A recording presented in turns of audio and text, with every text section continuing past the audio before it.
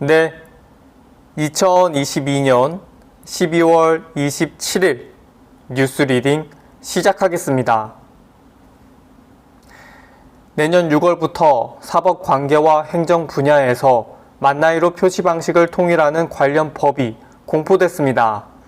법제처는 앞으로는 별도의 특별한 규정이 없으면 법령, 계약, 공문서 등에서 표시된 나이를 만으로 해석하는 원칙이 확립되면서 나이 기준과 관련된 불필요한 법적 다툼이 해소될 전망이라고 설명했습니다.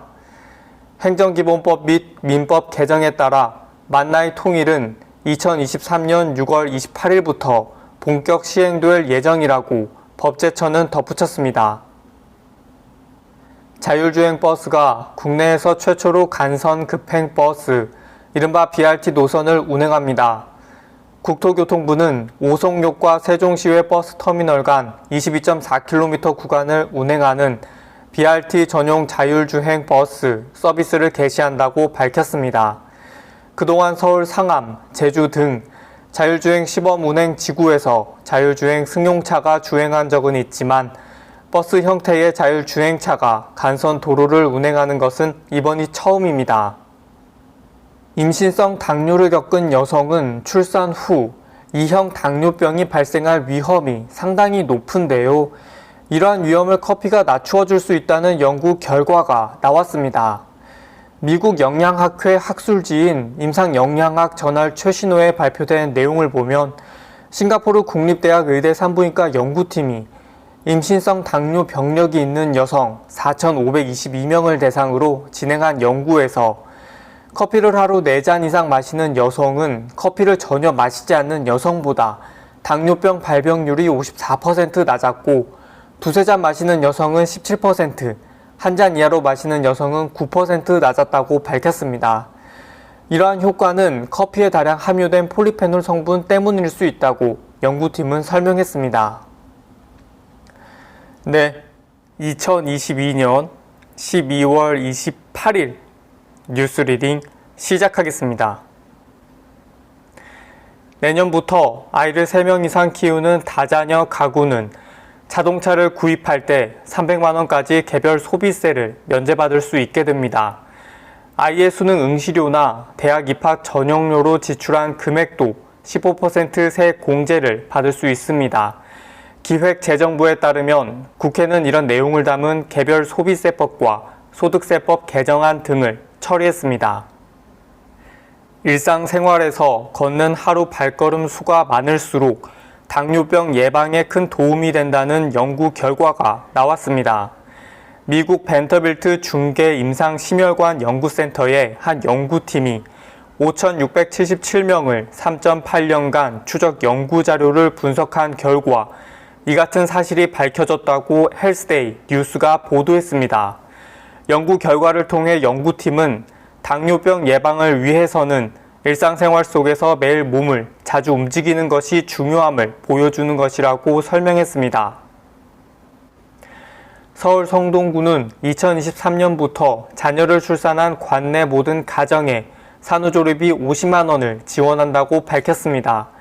소득에 상관없이 2023년 1월 1일부터 자녀가 태어난 가정이라면 산후조리비를 받게 되며 아이를 낳을 때마다 지원받을 수 있습니다. 신생아 출생일 기준으로 6개월 이상 성동구에 거주한 주민 중 신청일 현재 부모 중 1명이 성동구에 주민등록을 두고 실제로 거주하는 가정이 대상입니다.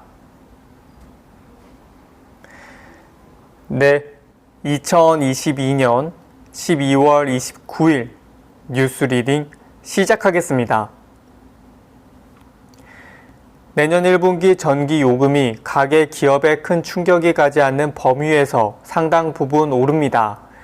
산업통상자원부 장관은 28일 세종시에서 열린 기자간담회에서 내년 전기요금 인상 수준에 관한 질문에 현재 요율을 막판 조정 중이며 확정안을 연내에 발표할 것이라며 이같이 밝혔습니다. 내년 1분기에 적용될 전기료 인상 폭은 30일에 발표될 것으로 예상됩니다. 내년부터는 국민기초생활보장제도의 수급자 선정 시 활용되는 재산 기준이 완화돼 수급자 선정 문턱이 낮아집니다.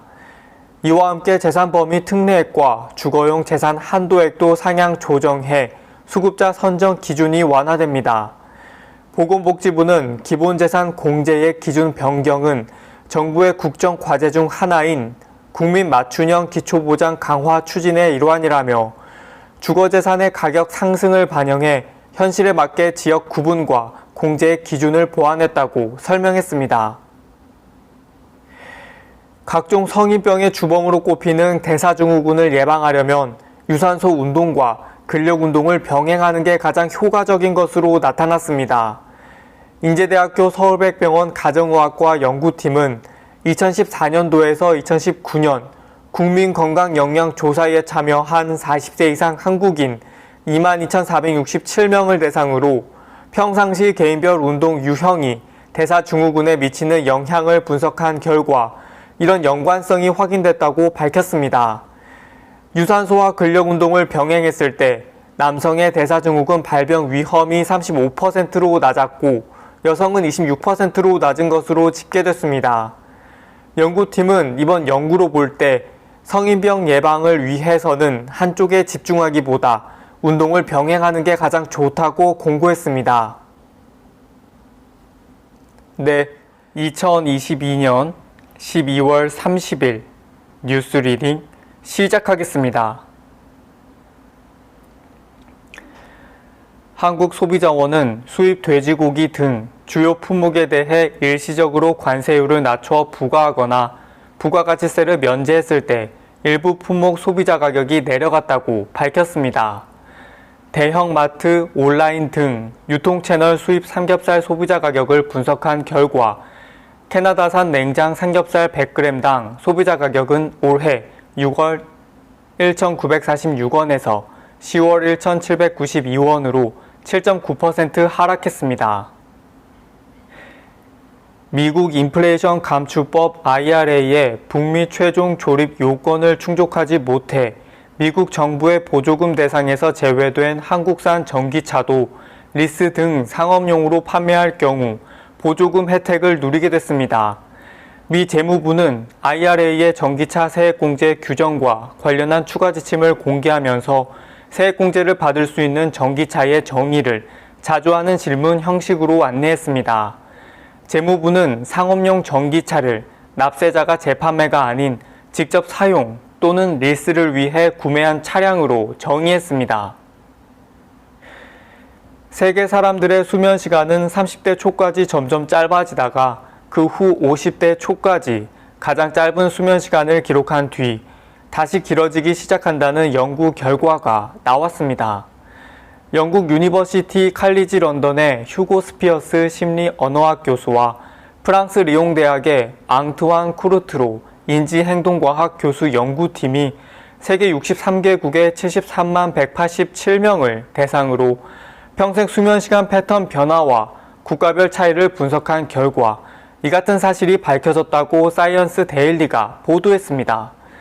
세계 사람들의 하루 평균 수면시간은 7.01시간이었고 여성은 7.5시간으로 남성보다 길었습니다. 네, 2022년 마지막 뉴스 리딩 여기서 마치겠습니다. 그럼 저는 내년에 또 찾아뵙겠습니다. 감사합니다.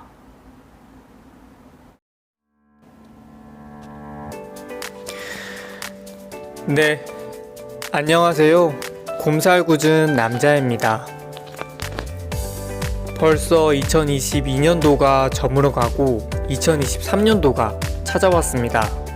2022년도 새해 인사를 했던 게 엊그제 같은데 벌써 시간이 이렇게나 많이 지났습니다. 7월부터 꾸준하게 일주일에 하나씩 뉴스를 리딩하는 모습을 유튜브에 올려서 여러분들에게 보여드리고 있는데요. 뉴스를 리딩하면서 NG도 수없이 많이 냈고 그로 인해 좌절했던 순간이 한 2억 5천 개는 되는 것 같습니다. 그만큼 좌절을 좀 많이 했었고요. 그래도 예전과 다르게 지금은 목소리도 잘 내고 있고 발음도 좀 나아진 것 같은 느낌이 들어서 포기하지 않고 이렇게 꾸준하게 연습을 하고 있는 것 같습니다. 사실 보다 더 다양한 영상을 보여드리고 싶은데 제가 시간이 없다 보니까 지금 뉴스 리딩만 짧게 편집을 해서 보여드리고 있는 상황입니다. 나중에 여유가 된다면 진짜 여유가 된다면 색다른 모습을 여러분들에게 보여드리기 위해서 계속 부지런하게 움직여 보도록 하겠습니다. 구독자분들과 영상을 보시는 모든 분들에게 감사의 말씀을 전하고요. 2023년 개묘년에는 소망하시는 일들이 모두 이루어지기를 바라면서 늘 평안과 행복이 함께 하시기를 바라겠습니다. 새해 복 많이 받으세요.